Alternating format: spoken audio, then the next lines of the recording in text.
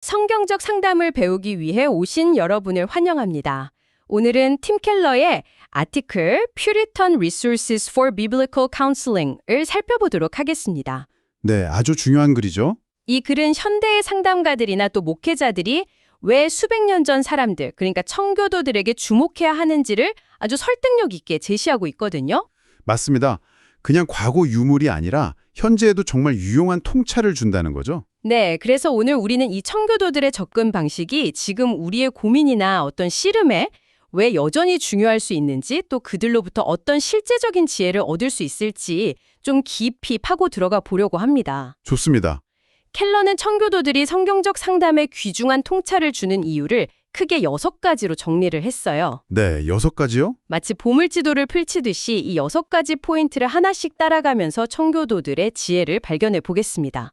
자, 그럼 첫 번째 지점부터 확인해 볼까요? 네, 첫째로 청교도들은 성경의 기능적 권위에 대해서 정말 남다른 헌신을 보여줬습니다. 기능적 권위요? 네, 단순히 성경이 하나님의 말씀이다 이렇게 믿는 걸 넘어서서요. 삶과 마음의 모든 문제를 다루는데 실제로 성경이 충분하고 최종적인 권위를 갖는다 이렇게 확신했던 거죠. 아, 그러니까 이론만이 아니라 실제 삶에 적용되는 권위군요? 맞습니다. J.I. 패커가 이 점을 아주 흥미롭게 지적하는데요. 청교도들은 뛰어난 지성, 그리고 하나님을 향한 정말 뜨거운 열정, 거기다가 인간 마음에 대한 깊은 이해까지 이 3가지를 다 갖춘 드문 사람들이었다고 말합니다. 정말 대단하네요. 현대에는 보면 성경 전문가는 마음을 잘 모르고 또 상담 전문가는 성경을 잘 모르는 경우가 좀 많은데 청교도들은 이 양쪽을 아주 통합적으로 이해하고 적용했다는 겁니다. 네, 바로 그 통합적인 접근이 청교도 연구를 오늘날에도 굉장히 가치 있게 만드는 것 같아요. 특히 중요한 점은 그들이 현대 세속 심리학의 영향을 받기 이전 시대 사람들이라는 거예요. 아, 그렇죠. 그래서 성경적 원리만으로 인간의 마음과 문제를 얼마나 깊이 이해하고 또 다룰 수 있었는지를 보여주는 아주 흥미로운 실험실 같다고 할 수 있습니다. 실험실이요? 네. 흥미로운 비유네요. 네, 청교도 신학자 존 오웬은 목회 상담에서 실제 경험도 물론 중요하지만 그것만으로는 부족하다고 경고했어요. 깊은 성경 연구와 묵상, 기도, 그리고 개인적인 영적 씨름과 유혹 극복 경험 없이는 영혼을 돌보는 능력을 제대로 발휘할 수 없다고 했거든요. 아, 경험만으로는 안 된다는 거군요. 그렇죠. 이것은 여러분이 겪는 어려움의 본질을 이해하고 해결책을 찾을 때 왜 다른 어떤 이론이나 경험보다 성경에서 시작하는 것이 근본적으로 중요한지를 잘 보여주는 대목입니다. 성경을 삶의 모든 문제에 대한 궁극적인 설명서로 삼았다는 점 정말 인상 깊습니다. 그렇다면 그들은 구체적으로 사람들의 문제를 어떻게 진단했을까요? 이게 이제 두 번째 포인트로 이어지는데요. 네, 진단이 중요하죠. 청교도들은 개인의 문제에 대해서 놀랍도록 정교하고 민감한 진단 체계를 개발했습니다. 그들을 영혼의 의사들이라고 부르는 이유가 바로 여기에 있는 것 같아요. 영혼의 의사들. 토마스 브룩스의 사탄의 계략을 분쇄하는 귀중한 해결책이나 리처드 백스터의 기독교 생활 지침 같은 책들을 보면 그 깊이를 좀 짐작할 수 있거든요. 네, 유명한 책들이죠. 예를 들어서 브룩스는 단순히 유혹이라고 이렇게 뭉뚱그리지 않고요. 12가지 다른 종류의 유혹을 설명하고 또 낙심의 경우에도 8가지, 우울증도 8가지, 영적 교만은 4가지 이렇게 다른 원인과 양상을 세밀하게 구분해서 다룹니다. 와, 그렇게까지 세분화했나요? 네. 그냥 단순히 낙심했구나 이게 아니라 그 원인이 탐욕인지 아니면 비현실적인 기대 때문인지 아니면 혹시 사람을 기쁘게 하려는 마음에서 비롯된 건지 이런 것들을 구별했다는 거죠. 맞습니다. 그들의 진단에서 특히 주목할 점은 원인을 굉장히 다각적으로 분별하려고 했다는 거예요. 리처드 백스터 같은 경우는 우울증의 원인을 크게 4가지로 나눴어요. 개인의 죄, 그리고 생리적인 요인, 타고난 기질, 마지막으로 마귀의 활동. 4가지나요? 네, 그러면서 이 원인들이 서로 막 복합적으로 작용할 수 있다고 봤죠. 굉장히 균형 잡힌 시각입니다. 그러네요. 하나로만 보지 않았군요. 예를 들어서 신체적 원인이 크게 작용하는 우울증의 경우에 당사자의 죄책은 좀 적을 수 있지만 고통 자체는 더 클 수 있다는 점을 인정했어요. 아, 현실적이네요. 그렇죠. 그렇다고 해서 또 개인의 책임을 완전히 면제하지도 않았고요. 이건 현대사회에서 어떤 문제는 무조건 개인의 죄 탓으로 돌리거나 반대로 모든 걸 질병이나 환경 탓으로 돌려서 책임을 회피하려는 그런 양극단의 경향과는 아주 뚜렷하게 대조되는 지점입니다. 이게 확실히 균형감이 있네요. 마귀의 활동에 대해서는 어떻게 봤나요? 마귀 활동에 대해서도 극적인 귀신 들림보다는 주로 유혹이나 부정적인 생각을 주입하는 방식으로 역사한다고 봤어요. 아, 생각이 영향을 주는 방식이군요. 네. 그래서 에베소서 4장 27절 말씀처럼 우리가 사탄에게 틈을 주지 않도록 경계하고 스스로 열어둔 문을 닫아야 한다. 이렇게 가르쳤습니다. 여러분이 겪고 있는 어려움을 이해할 때 이렇게 다양한 원인을 종합적으로 고려하는 청교도들의 방식이 얼마나 더 깊은 통찰과 효과적인 해결책을 제시할 수 있을지 생각해 볼 가치가 있습니다. 단순히 한 가지 원인으로만 보지 않는 지혜가 돋보이죠? 원인을 그렇게 세밀하게 진단했다면 치료법은 어땠을까요?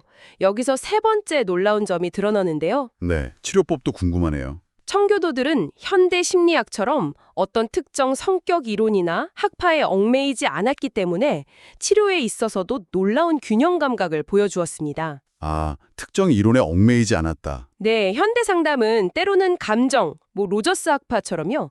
때로는 행동, 스키너 학파처럼, 때로는 인지, 앨리스나 백처럼 여기에 주로 초점을 맞추는 경향이 있잖아요. 그렇죠. 분야별로 좀 나뉘죠. 근데 청교도들의 접근은 이런 틀에 딱 들어맞지가 않아요. 다시 토마스 브룩스의 책을 예로 들면 유혹의 뿌리가 잘못된 교리일 수도 있고 해로운 사회적 관계일 수도 있고 또 왜곡된 생각 패턴일 수도 있다고 봅니다. 원인이 다양하군요. 네, 따라서 해결책 역시 다양합니다. 악한 교제를 피하는 행동 변화를 촉구하기도 하고 넘어진 성도를 위로하는 정서적 지지를 제공하기도 하고 또 거짓된 생각에 맞서서 진리를 마음에 새기는 인지적 논증을 사용하기도 합니다.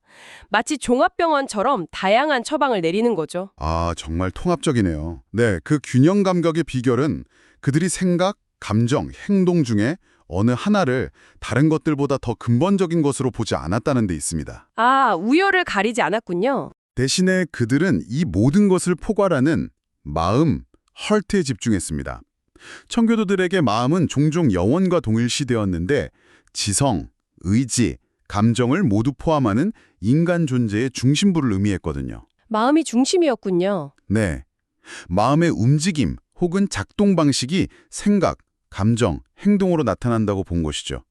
문제가 발생하는 근본 원인은 이 마음이 하나님을 불신하고 잘못된 대상을 향할 때라고 봤고요. 그렇군요. 따라서 해결책은 하나님의 말씀, 즉 진리가 우리의 마음 전체, 생각과 의지뿐 아니라 감정까지 깊이 와닿고 영향을 미칠 때 온다고 보았습니다. 그래서 그들은 즉각적인 순종을 강조하면서도 동시에 그 순종의 이유가 되는 말씀의 원리가 우리의 생각과 감정 깊숙이 스며들어서 진정한 변화를 일으킬 때까지 깊이 숙고하고 묵상하라고 권면했습니다. 와, 정말 깊이 있는 접근이네요. 여러분은 혹시 문제를 해결하려고 할 때 너무 생각만 바꾸려고 하거나 감정만 다스리려고 하거나 행동만 교정하려고 하는 등 한쪽으로 좀 치우치지는 않으신가요? 청교도들의 이 통합적인 마음 중심 접근법은 우리에게 시사하는 바가 큽니다. 마음 전체를 다루는 통합적인 접근이라 그렇기 때문에 아마도 네 번째 특징이 나오는 것 같습니다. 네, 네 번째는 뭔가요? 청교도들은 그리스도인의 삶에서 겪는 어려움, 특히 구원받은 이후에도 여전히 남아있는 내주하는 죄, indwelling sign와의 갈등에 대해서 매우 현실적인 이해를 가지고 있었습니다. 아, 내주하는 죄, 중요하죠? 네, 이것은 죄에 대한 그들의 깊이 있는 인식에서 비롯됩니다. 현재 복음주의권에서는 때때로 죄의 심각성을 좀 가볍게 여기거나 아니면 설명하기 어려운 뿌리 깊은 문제를 단순히 귀신 들림이나 정신질환으로 이렇게 치부해버리는 경향이 좀 있잖아요. 네, 그런 경향이 있죠. 하지만 청교도들은 우리 안에 여전히 남아있는 죄성, 즉 육신의 영향력 때문에 신자의 변화가 점진적이고 때로는 후퇴를 겪을 수도 있다는 사실을 분명히 알았습니다. 변화가 직선적이지 않다는 걸 인정한 거군요. 맞습니다. 리차드 백스터의 기독교 생활 지침 같은 책을 보면 현대의 많은 자기계발서나 긍정적인 신앙 서적들하고는 달리 신앙의 후퇴 가능성, 구원의 확신 문제, 구체적인 죄들과의 씨름, 또 고난과 죽음과 같은 좀 무거운 주제들을 매우 솔직하고 현실적으로 다룹니다. 이상적인 모습만 제시하는 게 아니라 실제 성도들이 겪는 어려움의 눈높이를 맞춘 거죠. 맞습니다. 특히 존 오웬은 이 내주하는 죄라는 주제에 있어서는 정말 독보적인 통찰을 보여준 신학자입니다. 오웬이요? 네. 그는 로마서 6장에 근거해서 신자와 불신자의 결정적인 차이는 죄의 다스림이 깨졌다는 점에 있다고 강조했어요. 즉, 죄가 더 이상 우리를 왕처럼 지배하지 못한다는 것이죠. 아, 지배는 끝났다. 그렇죠. 하지만 죄의 영향력, 인플루언스는 비록 약화되었지만 여전히 우리 안에 남아있다고 보았습니다. 영향력은 남아있다. 네. 따라서 상담관은 도움을 구하는 사람이 여전히 죄의 다스림 아래에 있는지 아니면 그 다스림에서는 벗어났지만 남아있는 죄의 영향력과 씨름하고 있는지를 분별해야 합니다. 죄의 다스림 아래에 있다는 표시는 마음이 완악해져서 죄에 대해 무감각해지거나 죄 자체를 슬퍼하기보다 죄의 결과로 인한 고통만을 호소하는 모습 등에서 나타날 수 있습니다. 그렇군요. 구분이 필요하네요. 신자 안에 남아있는 죄는 죄 죽이기, mortification이라는 지속적인 과정을 통해 다뤄야 합니다. 여기서 죄 죽이기는 단순히 나쁜 습관을 없애는 피상적인 행동 수정이 아니에요. 아, 그 이상이군요. 훨씬 더 깊이 들어가서 죄를 일으키는 동기 수준에서 그 뿌리를 약화시키는 영적인 싸움을 의미합니다. 이 과정은 복음의 은혜 위에서 시작됩니다. 먼저 자신의 죄가 구체적으로 어떤 모습으로 나타나는지 정직하게 인식하고 십자가 앞에서 그 죄가 얼마나 심각한 것인지를 깨닫습니다. 동시에 그리스도 안에서 이미 주어진 완전한 용서와 죄를 이길 능력이 있음을 믿음으로 붙잡고 그 힘에 의지해서 지속적으로 죄에 대해 경계하며 기도하는 아주 전인격적인 과정입니다. 와, 정말 깊네요. 네, 이것은 여러분의 신앙 여정이 피상적인 수준에 머무르지 않고 어렵지만 실제적인 성장을 이루어가는데 왜 이토록 중요한지를 잘 보여줍니다. 일회성 결단이 아니라 평생에 걸친 여정인 셈이죠. 죄와의 싸움을 피상적으로 보지 않고 그 뿌리까지 파고드는 현실적인 접근이군요. 그렇다면 그 죄의 가장 깊은 뿌리는 무엇이라고 보았을까요? 여기서 5번째 핵심 통찰이 나옵니다. 네, 뿌리가 중요하죠. 청교도들은 인간을 근본적으로 예배하는 존재로 이해했고, 따라서 죄의 본질을 결국 우상숭배라고 보았습니다. 이건 정말 중요한 관점인데요. 인간은 예배하는 존재다. 네, 스티븐 찬옥 같은 청교도는 모든 죄가 사실은 하나님을 하나님으로 인정하지 않는 비밀스러운 무신론이며 하나님 대신 자기 자신이나 다른 무언가를 경배하려는 시도라고 갈파했습니다. 비밀스러운 무신론.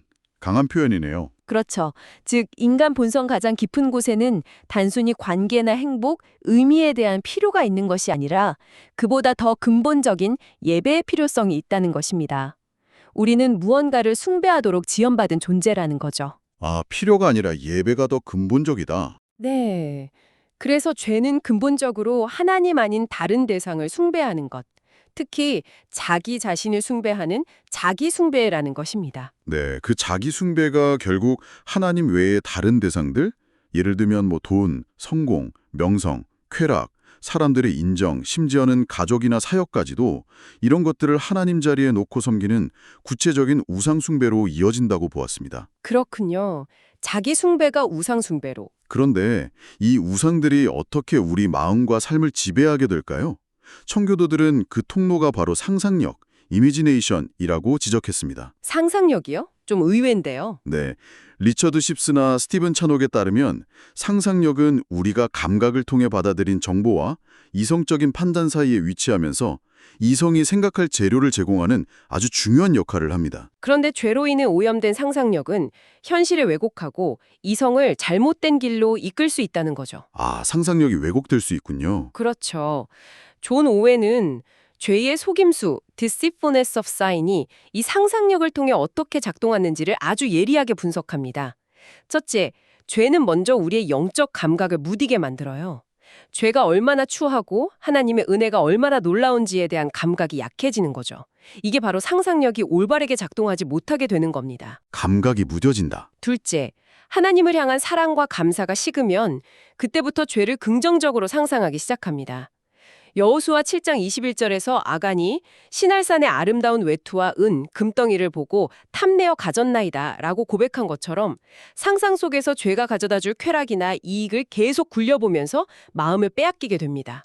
상상 속에서 죄를 즐기는 거군요. 네, 셋째, 이렇게 상상 속에서 죄를 즐기다 보면 결국 의지가 그것에 동의하게 되고 감정에 뜨겁게 불타올라서 마침내 행동으로 옮기게 된다는 것입니다. 와, 단계적이네요. 네, 이건 단지 성적인 유혹에만 해당되는 게 아니라 분노, 탐욕, 교만 등 모든 죄에 적용될 수 있습니다. 여러분의 삶에서 표면적으로 드러나는 문제들 아래에 혹시 은밀하게 작동하며 여러분의 욕망과 갈등을 만들어내는 우상은 무엇일까요? 그리고 그 우상이 어떻게 여러분의 상상력을 사로잡아서 특정한 생각과 감정, 행동 패턴을 만들어내고 있는지 질문해 볼 필요가 있습니다. 죄의 뿌리가 우상 숭배이고 상상력이 그 통로 역할을 한다는 분석, 정말 날카롭습니다. 그렇다면 이 모든 문제의 궁극적인 해결책, 즉 영적인 치료법은 무엇일까요?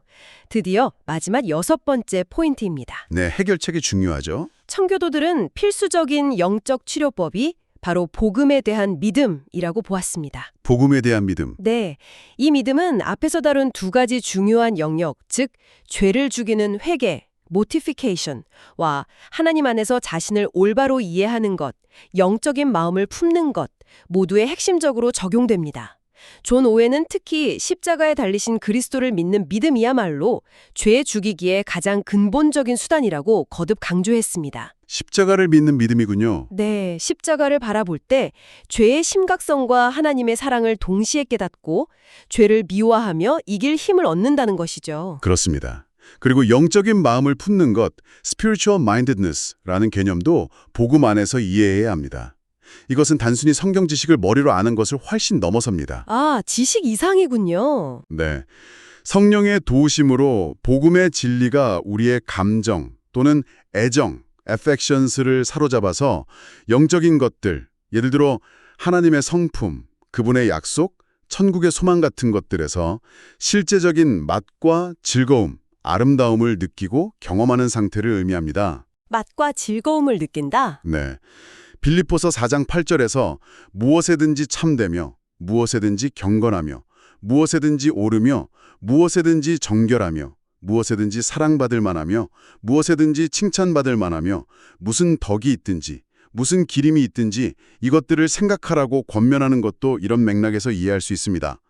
조나단 에드워즈 역시 참된 영적 지식은 단순히 머리로 아는 사변적인 것이 아니라 마음으로 느끼고 맛보는 것이라고 강조했죠. 그렇군요.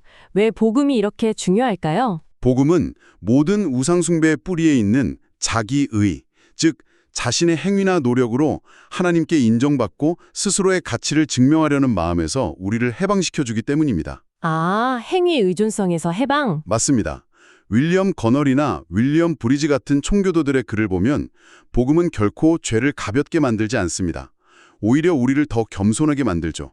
하지만 동시에 우리의 모든 죄가 그리스도의 피로 완전히 덮어졌음을 알게 하기에 절망이나 낙심에서 우리를 건져냅니다. 겸손하게 하지만 낙심에서는 건져낸다. 네, 리처드 러브레이스가 표현했듯이 다른 대상이나 사람에게서 사랑과 인정을 훔쳐서 자신의 가치를 채우려 할 필요 없이 이미 우리에게 주어진 하나님의 무조건적인 사랑의 불로 자신을 따뜻하게 데울 수 있게 하는 것, 이것이 바로 참된 거룩함의 뿌리가 되는 믿음입니다. 와, 정말 강력한 메시지네요. 네, 그리스도께서 여러분의 가장 깊은 갈망과 필요를 채우시는 유일한 분임을 진정으로 깨닫고 그 복음을 매일의 삶 속에서 적극적으로 믿고 적용하는 것이 여러분의 삶에서 강력해 보이는 우상의 관세를 어떻게 깨트릴 수 있을지 깊이 생각해 보시길 바랍니다. 네, 지금까지 청교도들이 첫째, 성경의 기능적 권위에 헌신했고, 둘째, 정교하고 민감한 진단 체계를 가졌으며, 셋째, 특정 이론에 얽매이지 않는 균형 잡힌 치료법을 사용했고, 네, 넷째, 내주하는 죄와의 갈등을 현실적으로 이해했으며, 다섯째, 인간을 근본적으로 예배하는 존재로 보고 죄의 본질을 우상숭배로 파악했고, 마지막 여섯째, 복음에 대한 믿음을 핵심적인 영적 치료법으로 삼았다는 이 6가지 중요한 점들을 살펴보았습니다. 정말 풍성한 내용이었네요. 네. 팀 켈러는 이 6가지 통찰을 종합해서 하나의 모델로 아주 깔끔하게 정리를 합니다. 한번 들어보시죠. 인간은 본질적으로 무언가를 예배해야만 하는 존재이다. 네. 그런데 죄로 인해 하나님 대신 자기 자신을 숭배하게 된다. 이 자기 숭배는 삶의 여러 영역에서 다양한 우상, 예를 들어 권력, 인정, 안락, 통제 등을 만들어낸다. 이 우상들은 우리의 상상력을 사로잡아 현실을 왜곡하고 잘못된 기대를 품게 만든다. 아, 상상력. 네. 이는 결국 하나님과 자신, 세상에 대한 왜곡된 생각과 거짓말을 낳는다. 이 거짓말은 필연적으로 죄악된 행동과 그로 인한 고통스러운 감정으로 이어진다. 그렇군요. 결과까지. 따라서 참된 변화를 위해서는 가장 깊은 수준에서는 마음의 우상을 뿌리 뽑고, 이것이 바로 죄 죽이기, 생각의 수준에서는 거짓을 진리로 대체하며, 이것이 묵상과 인지적 갱신, 행동의 수준에서는 거룩한 삶의 습관을 훈련해야 한다. 그리고 이 모든 과정의 기초와 동력은 바로 복음에 대한 믿음이다. 이렇게 요약할 수 있겠습니다. 와, 정말 명료하게 정리가 되네요. 한눈에 들어오는 것 같습니다. 켈러는 이어서 청교도들이 오늘날 많은 상담가들과 다른 점들을 몇 가지 더 지적합니다. 어떤 점들이죠? 예를 들어 문제의 핵심을 낮은 자존감이 아니라 교만한 자기 숭배로 본다는 점, 또 피상적인 행동 변화나 감정 해소를 넘어선 깊이 있는 회개를 추구한다는 점, 그리고 생각이나 감정, 행동 어느 한쪽이 아니라 마음 전체를 다루는 통합적인 방식을 가졌다는 점 등이죠. 네, 확실히 현대적인 접근과는 차이가 있네요. 물론 켈러는 청교도들의 약점도 언급하는 것을 잊지 않습니다. 예를 들어 일부 청교도들에게서 나타났던 예비주의, 프레퍼레이셔니즘 경향, 즉 구원을 받기 위해 인간이 일련의 준비 단계를 거쳐야 한다는 생각이나 이로 인해 믿음이 연약한 신자들이 구원의 확신을 갖기 어려워했던 문제 등도 솔직하게 인정합니다. 네, 완벽하진 않았겠죠. 하지만 그럼에도 불구하고 성경적 상담을 위해 청교도들이 남긴 유산은 정말 막대하다고 강조합니다. 무엇보다 그들의 접근 방식 밑바탕에 흐르던 정신을 배울 것을 권합니다. 그것은 바로 확고한 진리 위에 서 있으면서도 동신의 연약한 영혼들을 향한 깊은 온유함과 인내심을 잃지 않았던 태도입니다. 마태복음 12장 20절의 말씀처럼 상한 갈대를 꺾지 아니하며 꺼져가는 심지를 끄지 아니하기를 원했던 그 마음 말입니다. 그 신용이 정말 중요하죠. 오늘 우리는 팀 켈러의 글을 통해 청교도들이 인간의 마음과 동기, 그리고 죄와 구원의 문제를 얼마나 깊이 탐구했는지 살펴보았습니다. 그들의 통찰은 정말 수백 년의 시간을 넘어서 오늘 우리에게도 여전히 강력한 울림을 주는 것 같습니다. 네, 정말 그렇습니다. 오늘 나눈 이야기들을 바탕으로 이번 한 주간 여러분의 삶 속에서 특별히 십자가와 복음의 빛 앞으로 가져와서 좀 점검하고 씨름해야 할 우상이나 자기 숭배의 모습은 무엇인지, 그리고 그것을 이길 힘을 어디서 얻을 수 있을지 스스로에게 질문해보는 시간을 가져보시는 것은 어떨까요? 이것이 오늘 탐구를 마무리하며 여러분께 드리고 싶은 마지막 생각거리입니다. 네, 아주 좋은 질문인 것 같습니다. 오늘 저희와 함께 이 귀한 자료를 깊이 탐구해 주셔서 감사합니다. 다음 시간에 또 다른 흥미로운 주제로 여러분을 찾아뵙겠습니다.